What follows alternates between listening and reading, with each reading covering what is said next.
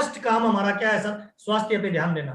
मुझे लग रहा है 4-5 काम हमें रेगुलर करना चाहिए। स्वास्थ्य को हम 2 तरह से मेंटेन कर सकते हैं आज के समय। नंबर 1, पहला हमारा 2 तरह से 2 चीजें मिलकर हमारा स्वास्थ्य बनता है। एक बाहरी जो शरीर होता है, एक होता है आंतरिक शरीर। 2 तरह के हमें स्वास्थ्य की जरूरत है। बाहरी शरीर जो हमें दिखता है, आंख, कान, नाक, हाथ, पैर, बॉडी हमारी जो दिखती है, इसको स्वस्थ रखने के लिए आपको पीवीएम में ब्रेकफास्ट लेना पड़ेगा, आपको गुड डॉट के प्रोडक्ट यूज करने पड़ेंगे, आपको गुड सिप यूज करनी पड़ेगी, आपको योगा करना पड़ेगा, आपको अनुलोम विलोम करना पड़ेगा, आपको घर पे थोड़ी एक्सरसाइज करनी पड़ेगी। बाहरी शरीर को स्वस्थ रखने के लिए आपको 2 टाइम गरारा करना चाहिए, आपको 2 टाइम भाप लेनी चाहिए, आपको गर्म पानी का सेवन करना चाहिए, आपको मास्क लगाना चाहिए, लोगों से 2 फीट की दूरी रखनी चाहिए। ये बाहरी शरीर के लिए काम करना, स्वस्थ रखने का काम है सब।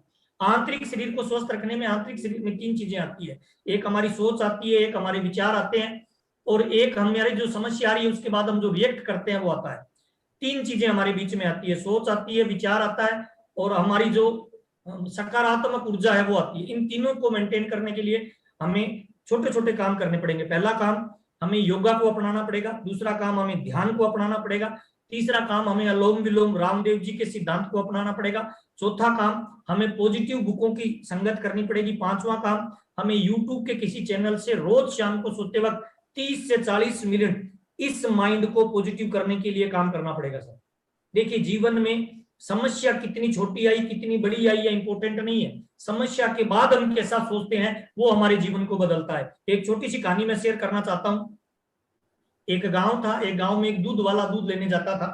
एक दिन वो दूध वाला दूध लेने के लिए गया, साइकिल लेके जाता था। साइकिल पे 2 टंकियां लगी होती थी जिनमें वो दूध डाल के लाता था।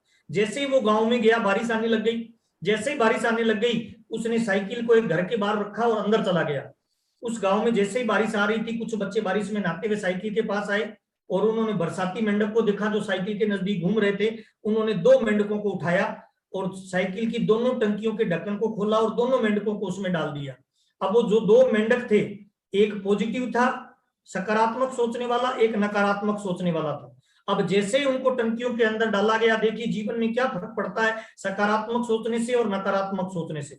जैसे ही उनको टंकी में डाला गया, नकारात्मक सोचने वाले मेंढक ने सोचना शुरू किया, ओहो, लगता है मेरा अंतिम समय आ गया, इस टंकी के अंदर मेरे को डाल दिया, ये ढक्कन मुझसे खुलेगा नहीं, टंकी मजबूत है, मैं तोड़ नहीं सकता। और उसने नेगेटिव सोचना शुरू किया, उस बच्चे का सत्यानाश हो जाए जिसने मुझे इस टंकी में डाला है।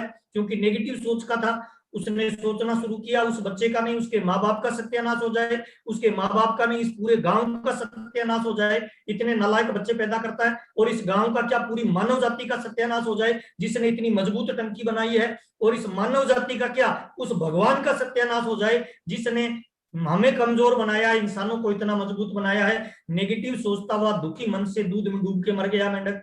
दूसरी टंकी में दूसरा मेंढक था, पॉजिटिव सोच थी, सकारात्मक सोच के द्वारा सोचना शुरू किया कि टंकी को नहीं तोड़ पाऊंगा और लगता है मेरा अंतिम समय आ गया।